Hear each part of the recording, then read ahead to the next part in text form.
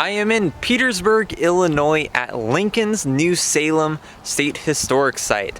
When Abraham Lincoln was a young man, he lived here for about 6 years, and these were very critical and formative years for the young man. So now they have a recreated historical village of what it was like.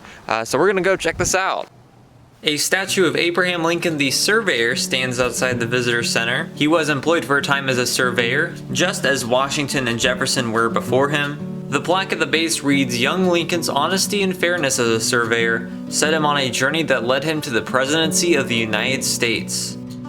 This statue of Lincoln was erected by the state of Illinois, and it depicts him as a rail splitter here at New Salem, and he of course always had a book on him. The base of the statue is etched with his famed words from the second inaugural address, "With malice toward none, with charity for all."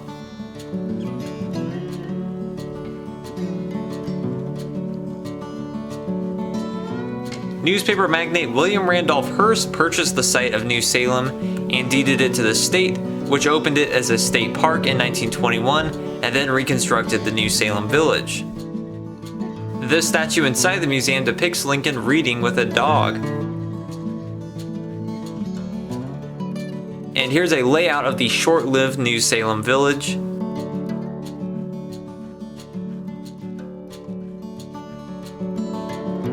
There's a Conestoga wagon up there.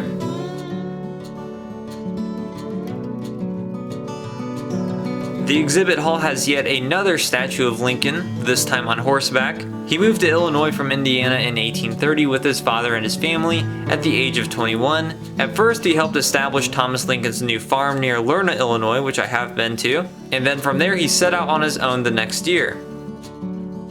There's some antique spinning wheels and quilts.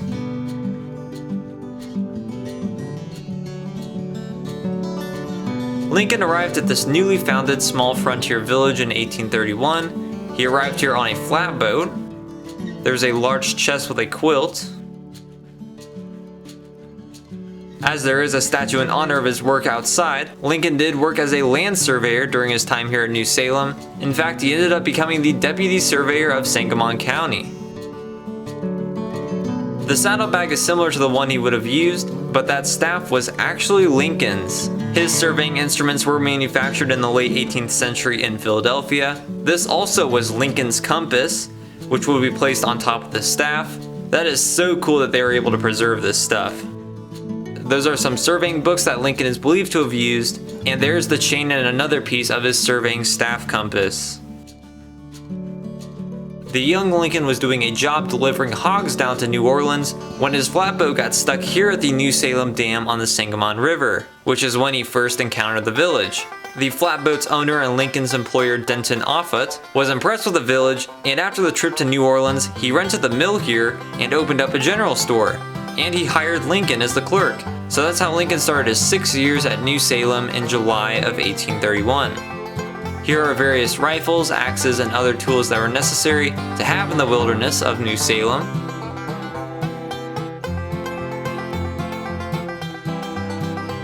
That powder horn has Masonic symbols etched into it.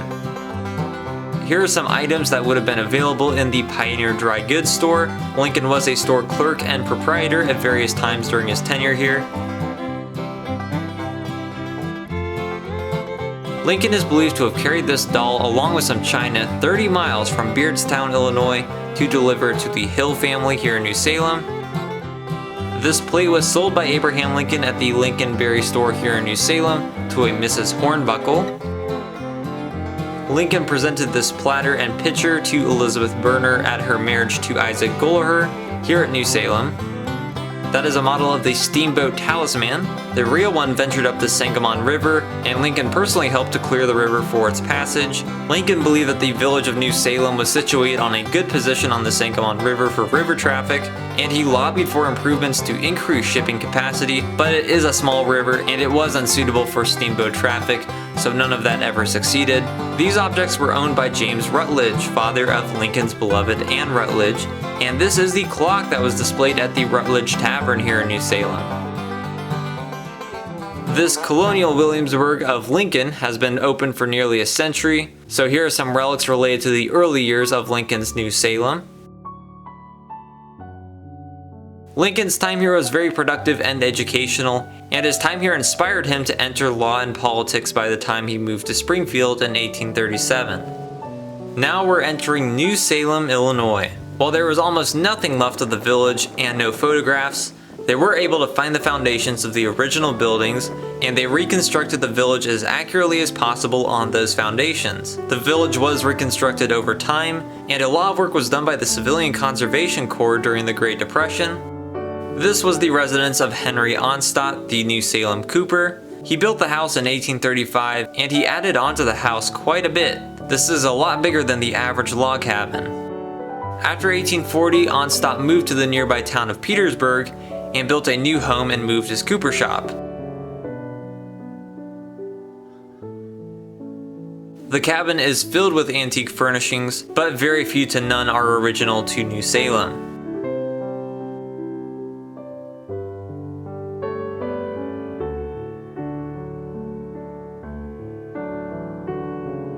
It is November, so it's the off season here at Lincoln's New Salem, and because of that only a few interiors are open. I have been here in summer when every interior is open and they have some living history interpreters, so it is disappointing that we can't look into every building at this time.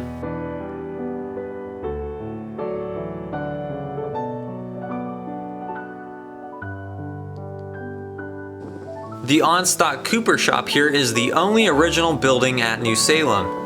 Onstott had this building moved to Petersburg when he moved, and it survived over the years and it's been moved back to its original position. So Lincoln was probably at this structure.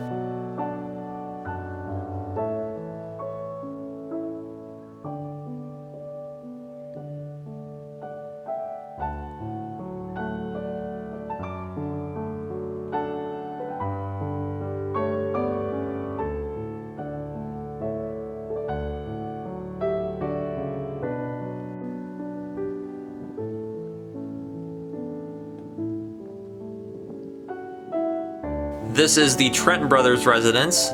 Alex Trent was a corporal in Lincoln's company during the Black Hawk War. Mr. Offutt, Lincoln's original employer here at New Salem, had to close the store within a year, so Lincoln was already out of work. That's when he joined a group of volunteers from New Salem to remove Chief Black Hawk from Illinois, who was trying to regain his traditional tribal lands for his people. Lincoln was elected as captain of the unit, but they never saw any combat.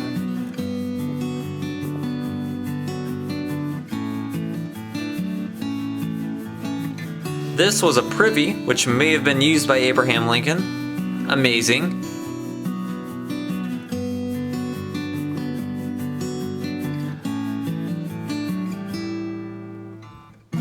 At this point, these rustic cabins are about 90 years old, so they do seem real and authentic at this point.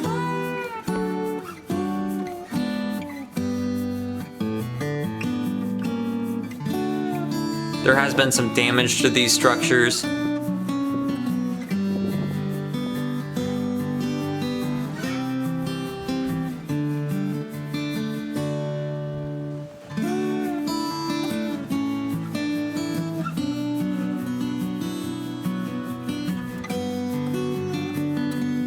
This is the John Kelso and Joshua Miller residence, which is Appalachian style. They did marry their sisters down there before coming up to New Salem, which is why this is a dog trot cabin style. And there are some antlers. Joshua Miller was the blacksmith, and he built the blacksmith shop right next to their home. There's a horseshoe on the doorway. The blacksmith shop is open, and this is where he shod horses, furnished iron parts for farming implements and wagons, and did New Salem's metal work.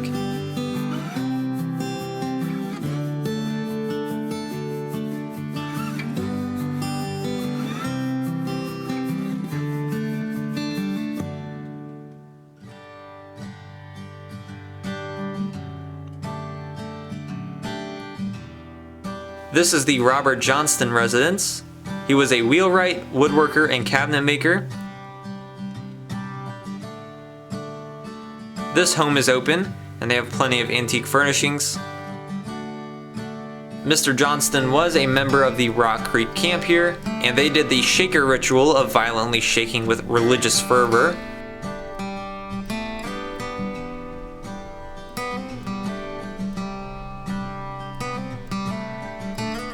That is the root cellar of Isaac Gollaher, who was also with Lincoln during the Black Hawk War. Abraham Lincoln was quickly accepted by the people here due to his intelligent and hardworking nature. During his first winter there, he attended the New Salem Debating Club, and he impressed the community leaders. He decided to announce his candidacy for the Illinois General Assembly in the newspaper. He lost the election running 8th out of 13 candidates, but he received an impressive majority of votes from his precinct.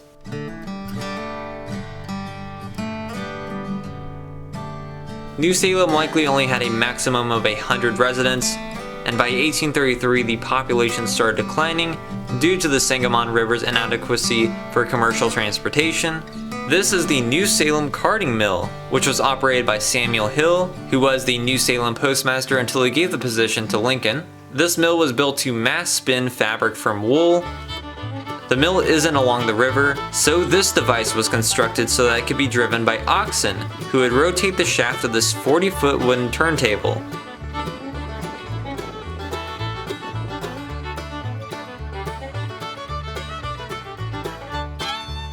This is the first Lincoln Berry store. Mr. Herndon, the original owner, built this in 1831, and he sold the interest to William Berry, who he ended up hating, so he also sold the interest to Abraham Lincoln for his promissory note. This was the first building reconstructed at the village. We can go inside and see what Lincoln's store was like. The store was a popular gathering place for the village. It was not only where merchandise could be purchased, but where people discussed stories and politics, which was of great interest for Lincoln. Lincoln also would have slept in the back of this building. Lincoln and Berry moved to a larger building in January of 1833, but the business failed soon after that. After the Lincoln Berry store closed, he gained the position of postmaster, which was a very low-paying job. He also became a surveyor during this time. He had to teach himself trigonometry and surveying techniques. With both of those jobs, he was earning a good amount of money, but his partnership with Berry in the failed store put him in a lot of debt. In 1834, he ran for state legislature again, and after striking a deal with Democrats, he won second in the district, which meant he won a seat. He was re-elected in 1836, 1838, and 1840. While he was postmaster, surveyor, and state representative in 1835, he started to study law using borrowed books, and he received a law license in 1836. And by 1837, he was enrolled to practice before the Supreme Court of Illinois, and went into a law partnership with John Stewart, cousin of one Mary Todd Lincoln. And due to this, he left the faltering village of New Salem for Springfield, Illinois, the new state capital. This is the Rutledge Tavern, started by James Rutledge, who was a co-founder of the village. He operated this inn and tavern for only a few years, as he left in early 1833. Abraham Lincoln stayed here at the inn at various times, and it's also where he became acquainted with Ann Rutledge. This was the original entrance and museum building of New Salem. It's now the gift shop and they don't even have it open. This is the Rowan Herndon residence. He was the guy who opened the original iteration of the Lincoln Berry store and sold interest to Berry and Lincoln when he moved away. And he also shot and killed his wife. This is the Denton Offutt store, which was opened by the guy who first employed Lincoln on the flatboat and here at New Salem. So Lincoln was the clerk of this store during his first months here. Early on, Lincoln came in contact with a group of rough settlers and workers. They were known as Clary's Grove Boys, and Lincoln did earn their respect after he wrestled their champion Jack Armstrong right here outside the store. Lincoln was physically very strong, but he did lose the match, but he still gained a lot of respect from the locals for taking him on. This last building is William Clary's grocery store. Clary also started the New Salem Ferry. He obtained a license to sell alcohol from here. Unfortunately, the rest of the trail which leads to the mill and Lincoln's Landing site isn't accessible at the moment. That's really disappointing. As the river was inaccessible to larger boats, the town ended up completely abandoned by 1840.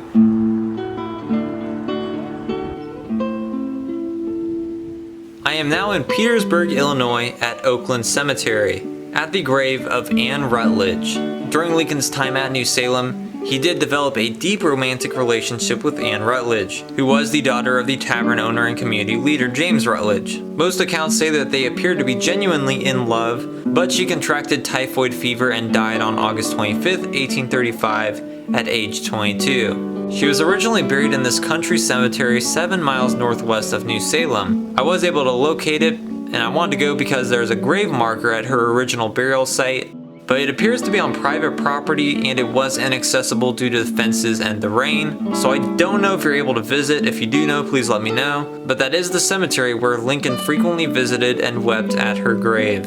Her death caused Lincoln to enter a severe depression. He even confided to some that he was considering suicide, but he was reassured by a mentor that God had another purpose for him. So he kept on with his work and law studies. Mary Todd Lincoln always refuted that she existed, and this relationship only started to be explored and recognized in the early 20th century. Her remains were moved to this more accessible location in Petersburg in 1890. Her tombstone here has an epitaph by the author Edgar Lee Masters, which does say a lot about her legendary status as Lincoln's first love. The poet Edgar Lee Masters is actually buried here at the cemetery right next to Ann Rutledge. He was well known for his works on Lincoln, Mark Twain, and other books of poetry and plays. So that was Lincoln's New Salem, the village which helped produce one of the most important and stoic leaders in world history. I would highly recommend to visit, especially during the summer season when everything's open. Please check out my other Lincoln related videos, and thanks for watching.